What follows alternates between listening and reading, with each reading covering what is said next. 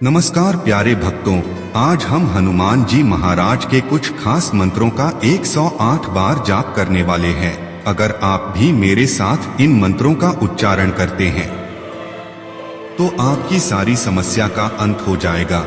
साथ ही आपको मनोवांछित फल की प्राप्ति होगी। साथ ही धन की समस्या हो, पैसों का दिक्कत लगातार चल रहा है, कर्ज का बोझ भी दिन पर दिन बढ़ता ही जा रहा है। अगर आप इन मंत्र को केवल 108 बार सुन भी लेते हैं तो आपके तुरंत ही धन प्राप्ति के योग बनता है। आपको किसी न किसी बहाने से धन का लाभ प्राप्त होना निश्चित हो जाता है, भले ही इसका एहसास आपको देर से हो पर होगा जरूर।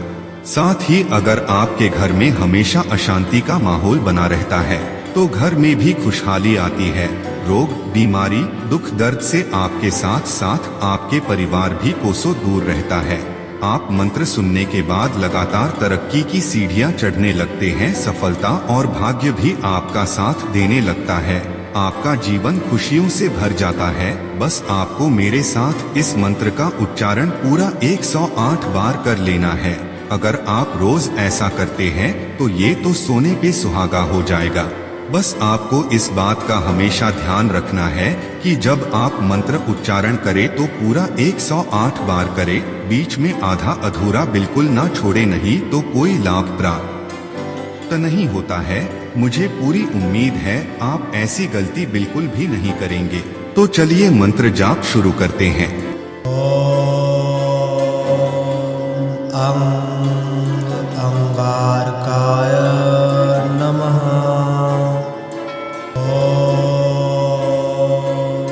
ओम अंगारकाय नमः। ओम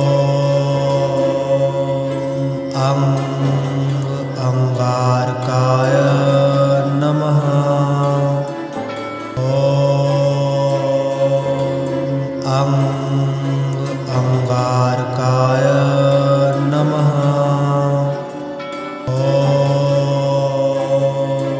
ओम अंगारकाय नमः।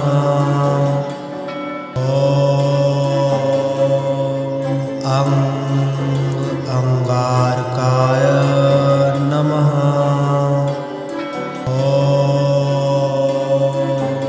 ओम अंगारकाय नमः। ओम अंगारकाय नमः।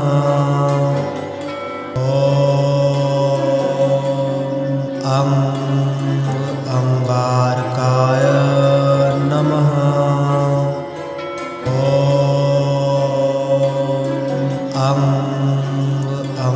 अंगारकाय नमः।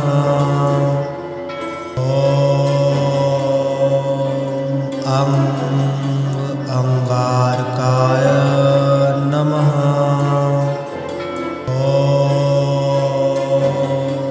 ओम अंगारकाय नमः।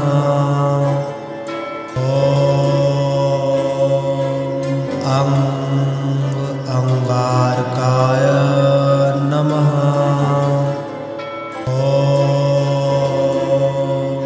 ओम अंगारकाय नमः।